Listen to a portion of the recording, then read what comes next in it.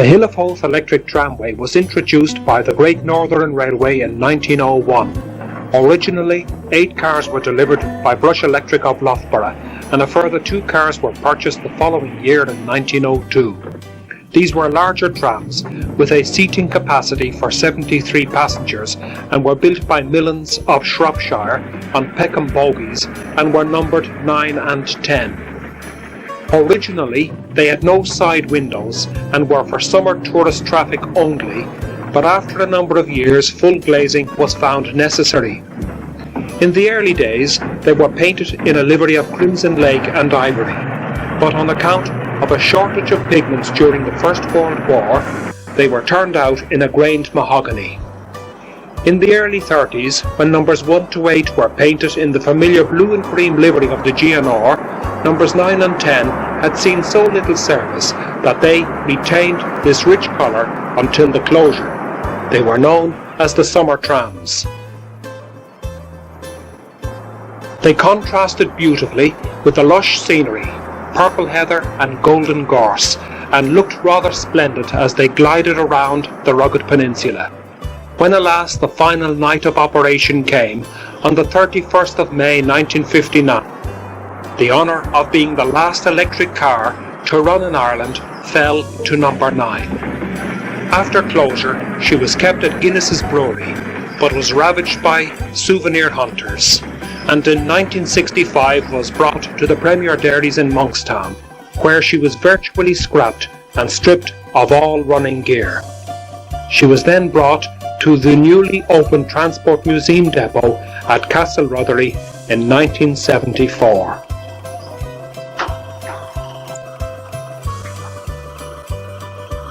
When I first learned that one of the Hill cars had been set aside for restoration, I was overjoyed and made up my mind to visit Castle Rotherley to see an old friend.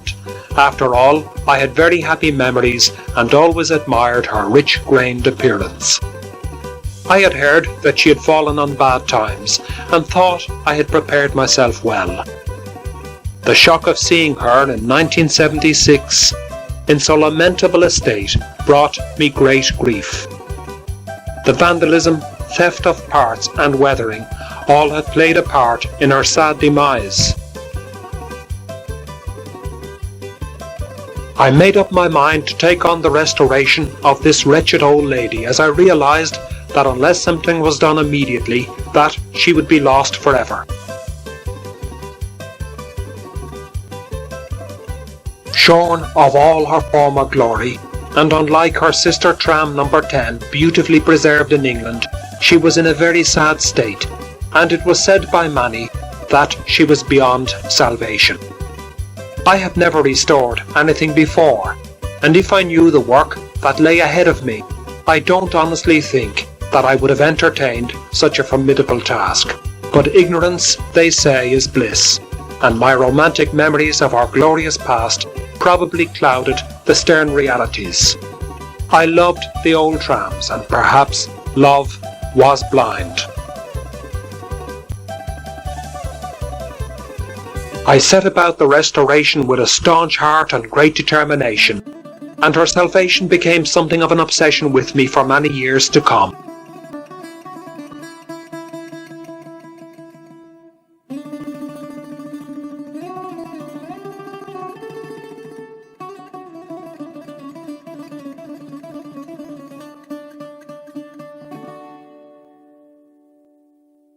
The first task is to place the tram under cover. The total restoration film would take several hours, and it would be unfair to release this onto an unsuspecting audience.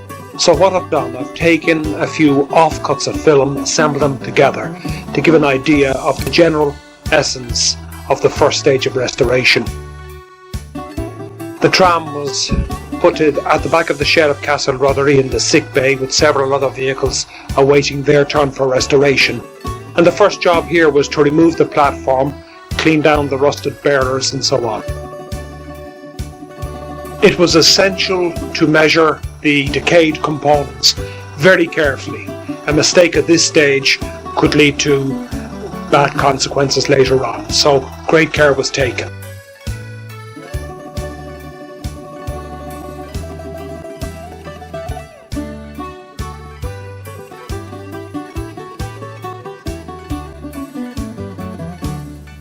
I met several of the tram men, the tramway personnel.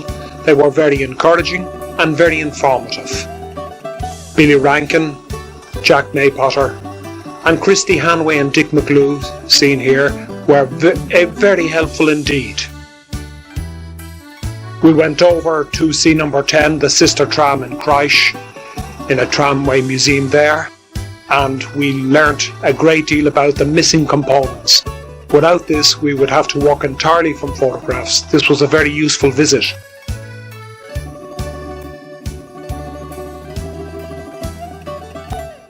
We've put in a new platform at this stage, and it's being levelled and sanded carefully, and we've given several copious coats of preservative. Dudley Ryder made up the parts of the windscreen, and I chiselled and planed them away and got them ready for assembly.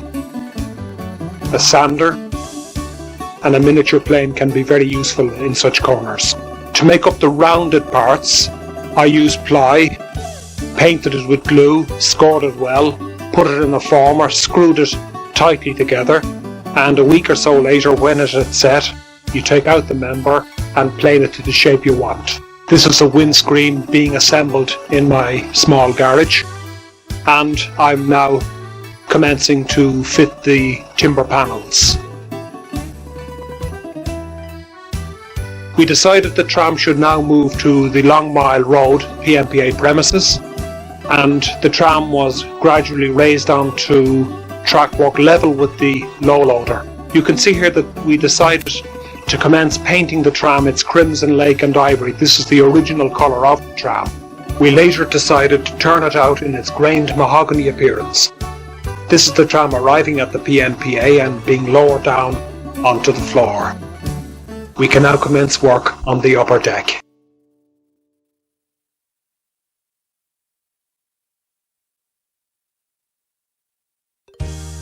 Howth Castle has been the home of the St. Lawrence family since early Norman times. A story tells of how a brave Norman knight arrived in Howth in 1177 and defeated a remnant of the Danes and Celtic families on the feast day of St. Lawrence, and adopted St. Lawrence as the family name in gratitude. The castle itself expanded over the centuries and is now a most impressive and powerful building. The present owner, Captain Christopher Gaisford St. Lawrence, heard about my hope to find a home for the tram and other museum vehicles, and invited me to Castle to view the farm buildings. I am glad to say that work on the conversion of an old barn is now well in progress as an ANCO project using local youth labour. Here we see the captain with Noel McGee of Tegral discussing some aspect of the roof, and this is Fiacra hauling some railway track into the shed in anticipation of the tram's arrival. Paddy Coffey is the foreman, and with his ability and the skill of the young men working under him, the future museum will be finished to a very high standard of workmanship. In April 1986, the new museum premises at Howth Castle was completed and opened to the public, with 20 of our old vehicles on display.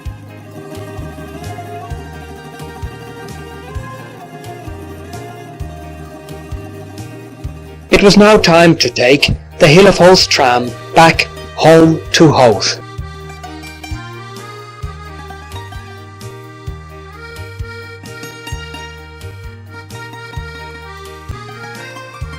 It was Michael's birthday, the 23rd of August, 1986.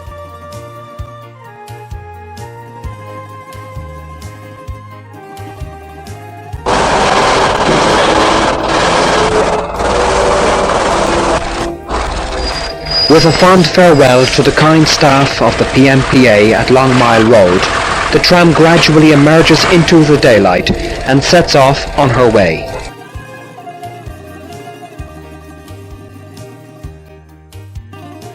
It is unusual enough to see traffic heading west along the eastbound lane of the dual carriageway, but the sight of a tram with a police escort made the occasion all the more unusual.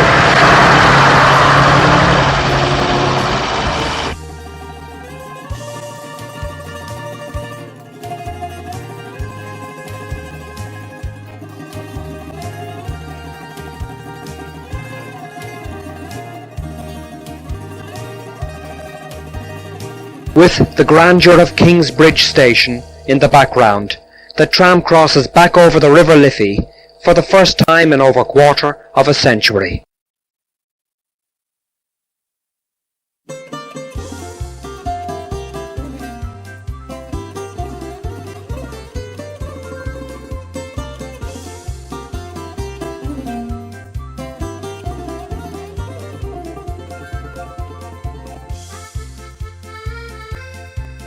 Since the untimely closure of the Hill of Howth tramway, number 9 clanks back victoriously over Sutton Cross, but continues towards the harbour along the route of the old Dublin United trams. It was Michael's birthday the 23rd of August 1986, and I asked him to select appropriate background music for this auspicious occasion. Michael chose Handel's See the Conquering Hero Comes. With the turrets of Howth Castle in the background, the tram is now nearing its new home.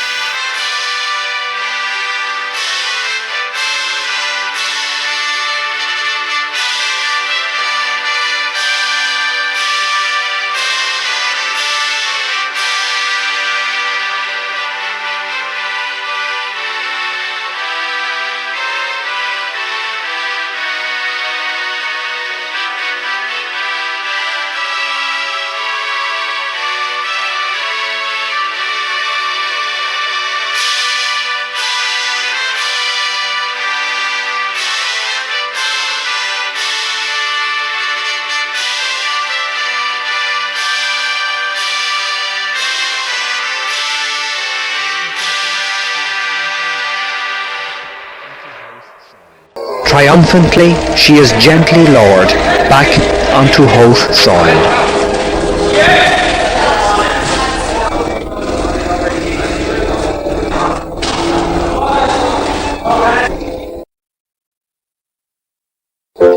Appropriately, the day ended with happy birthday to Michael, and everybody was happy that the tram was safely home at last. In the summer of 1988, John Wheatley returned again to the tram to help with the erection of the upper deck rounded end dashes, and it was necessary for him to position the timber and steel bearers into which the panels would be fixed. Mick O'Shea watches on as John cuts the panels, helped by Johnny Grace. Final adjustments made, the panels were raised into position and firmly screwed down using brass dome-headed screws, and the panels gave a great sense of completion to the upper deck. John Wheatley and Johnny Grace have been involved with the restoration of the tram from the very beginning.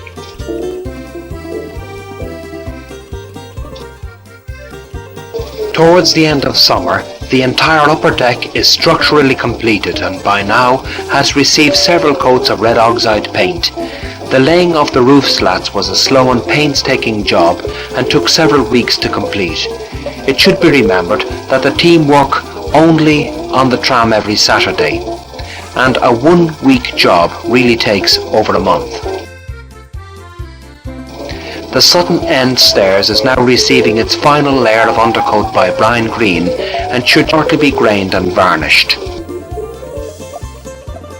The firm of Setanta Wire and Steel Products in Ballymun responded to a request on the Gayburn Hour when we sought a source of supply for interwoven steel crimped mesh to replace that which originally surrounded the upper deck. This is Mia, my own daughter, lending a hand in splicing in a wire as part of an exhibition at the museum, and Mary and Derek Wheeler, who well remember the tram, also joined in the little ceremony. The method of manufacture was demonstrated by Gus McCabe and Noel Finn of Setanta, and the firm is well famous for ornate steel basket work, mesh guards and security doors, all of which reach the highest of standards. The director of the company who contacted me with his offer of help with the wire mesh is Michael Campion, known affectionately by us as Michael the Wire. Michael is something of an inventor, and each task presents a new challenge.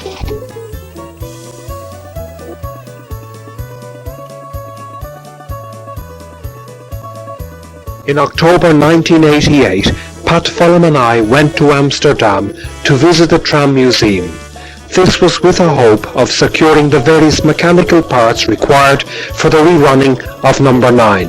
The museum is housed at Haarlemmeer Station, once the terminus for the steam trains that went to Haarlem, and the museum has the good fortune of being located beside the city's electric tram overhaul sheds with many benefits.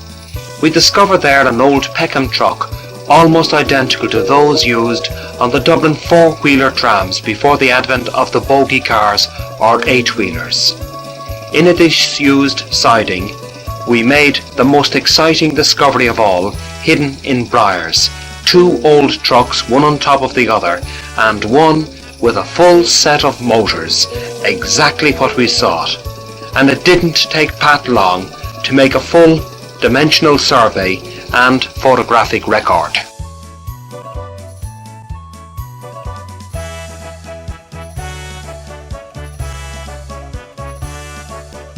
Meanwhile, back at home, the wire mesh caging on the upper deck is completed, and Kevin Carlton carefully picks out some of the awkward details. Kevin has been with the team for over 6 years now. Barry is a frequent visitor to the museum, and Roy, who is 81, visits almost every week to keep an eye on things and give a few words of encouragement. Brian Green was brought up with the Hill trams and has been involved with the project from almost the beginning. His ceaseless efforts are beginning to show to good effect in the saloon.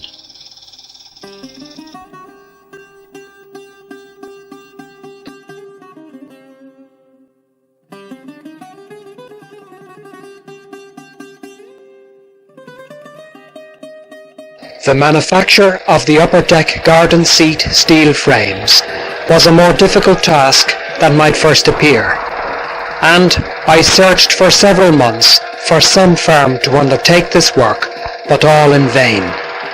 I explained my problems to Pat, and he, with his brother Paul, agreed to tackle the job. It was first necessary to build a jig in which the seat frames would be formed to ensure that they would all be identical, and to assist the steel angle bend around tight corners, several deep cuttings were made, and after bending, the gaps were filled with welding. For the more gentle curves, the steel angle was heated until it was glowing red, and tapped by hammer around formers.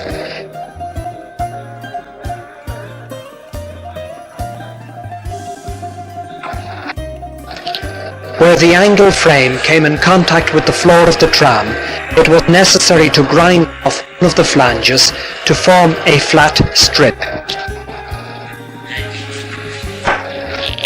To make the frame rigid, a tie bar was riveted to both arms of the frame.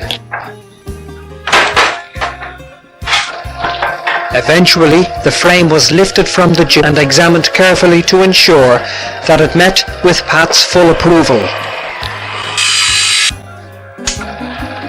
Here we see the tie bar being riveted into position, and it was then necessary to set up the seat frame into a second jig to bend the feet into a rounded position. Again, intense heat was required to make this possible.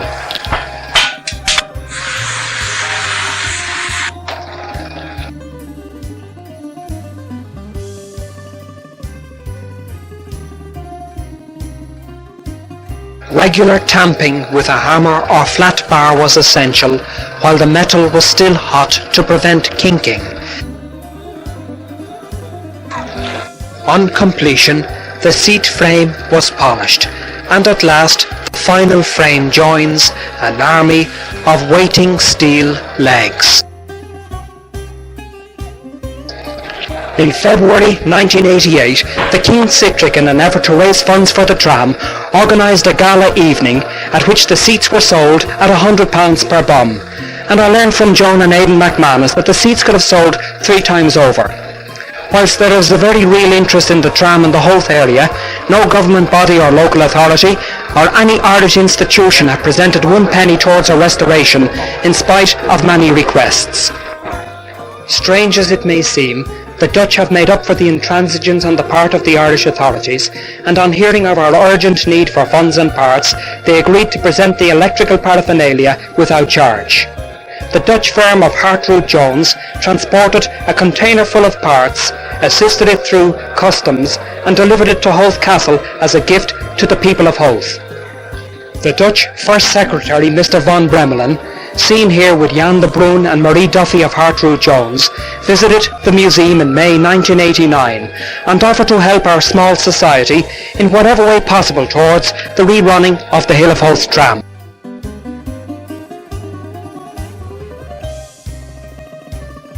In May 1989, Pat Fulham, together with Rudy de Groot of Hartroot Jones Transporters, went to Amsterdam to organise the loading of the motors, controllers and other parts required for the rerunning of the tram.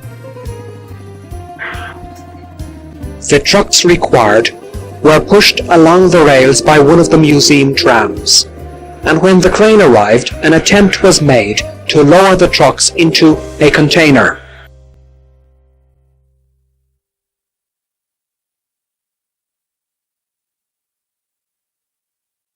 Apart from high winds which made the operation difficult, it was found that the trucks would not fit in from the top, and instead they were swung in from the end.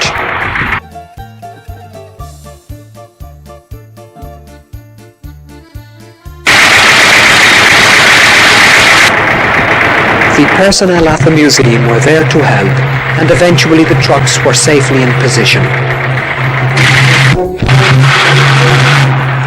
It would be necessary to replace the end of the container to ensure that the trucks would not roll out on the journey from Rotterdam to Dublin Port.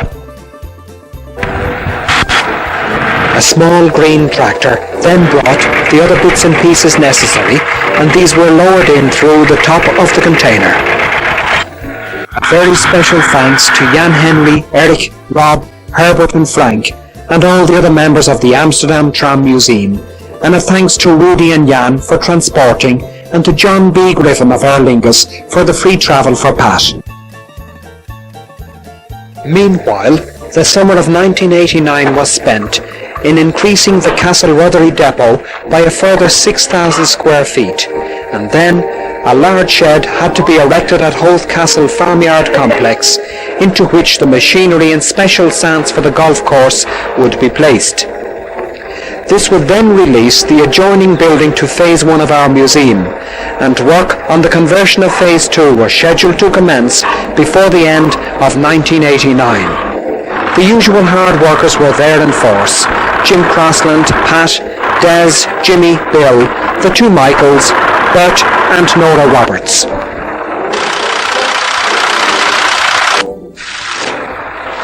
Jim Crossland would transport the mortar for the block lane in one of the farmyard tractors so kindly lent to us by the captain.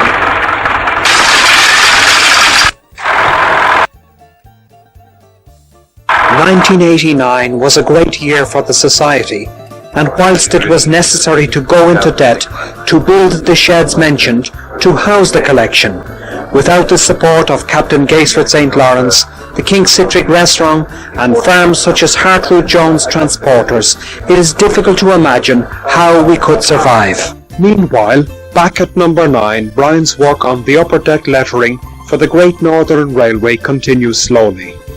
It is essential to paint the upper deck first and gradually descend with the paint, as it wouldn't be very popular to splash paint on finished work underneath.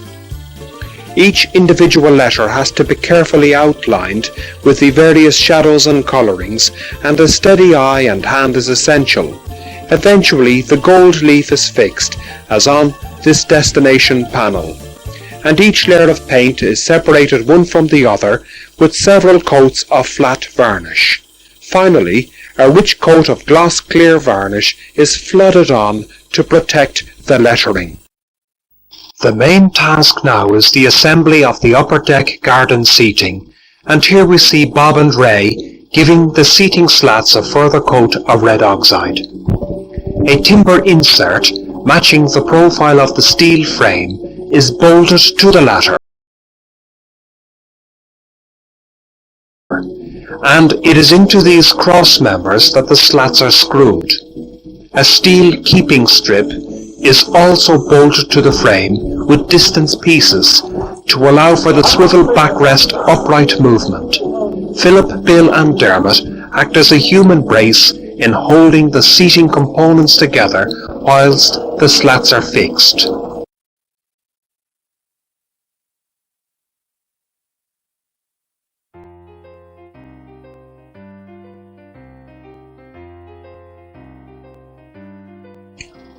Brian explains to our youngest members, Patrick and David, the workings of an electric tram controller.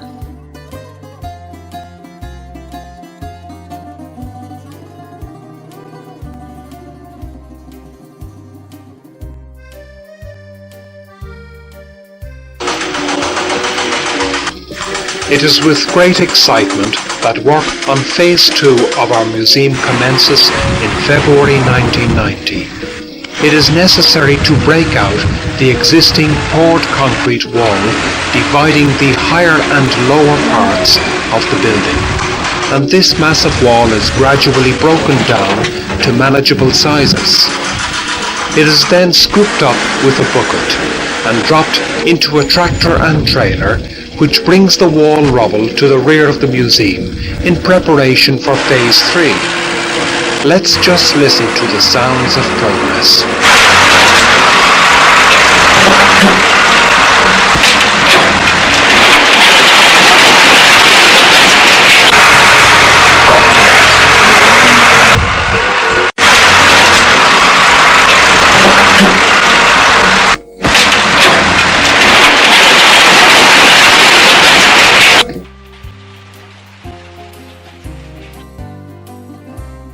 While this is happening, Patrick, Philip and Dermot paint the rounded slats. Here we see Larry and Kevin from Cork. The museum owes a great deal of gratitude to the Fulham family for all the hard construction work involved with the building of Castle Rotherley Phase 2, the shed for Captain Gaisford St. Lawrence, and now Howth Phase 2.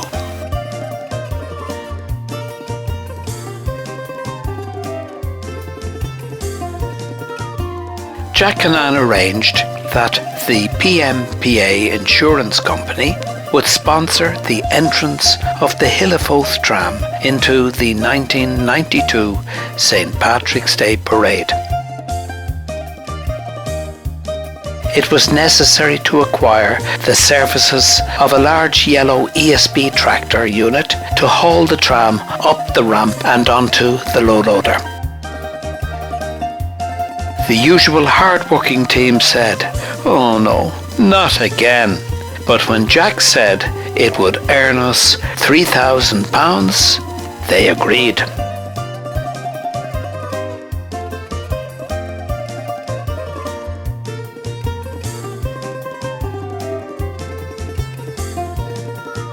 The major generals were there to organise the raising of the tram. John Wheatley, Pat Fulham, John Kelleher and Liam Kelly. So some days before the parade, the army of workers set about the task. It was the task of the work team to make sure that the tram did not run away, and it didn't. The inexhaustible Danny Marr was there to pull the low loader.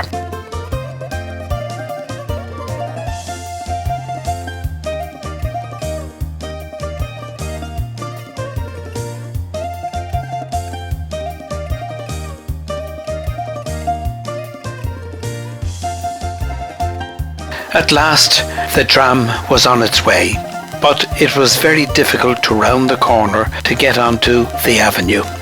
This took some time, with the tractor unit bogging down in the soft earth. It was necessary to dig out the soft mud and fill with stones to give the wheels the grip they needed.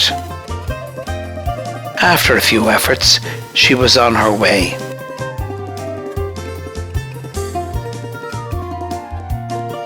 There were some low-hanging branches overhead, and the task of Bill and his friends was to lift them out of the way. This is a dramatic shot of the tram rounding the corner onto the main avenue with the turrets of the castle looking on.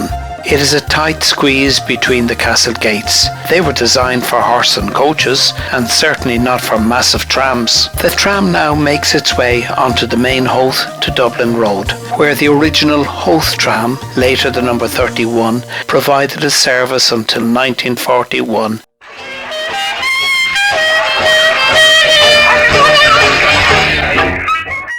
The starting point for the tram was outside the Shelburne Hotel in St. Stephen's Green. There was an air of festivity as a jazz band played away on the front platform of the low loader. St. Patrick himself was also in festive spirit and was there shaking hands with the crowds. The guests of honour on the day were Tom Redmond and Dick McGlue, both veteran tramway men who worked for the Great Northern Railway, now legends in their own life, standing on the front platform like royal personages taking the wave. The tram carried some important PMPA staff as passengers, and these youngsters, dressed in white, were PMPA stewards, making sure that no one boarded the tram when in motion. I think that the vista of the Bank of Ireland and Trinity College, now decorated for its 400-year birthday, is one of the finest in Dublin, and the inclusion of so venerable a tram further enhances the panorama. There is an air of expectancy and great excitement as the Hill of Howth tram rounds the corner and is now on the straight approach to O'Connell Street and the viewing stand. As the tram crosses over O'Connell Bridge in such triumphant fashion, one cannot but remember the many years of hard work by the museum staff that brought this glorious day about.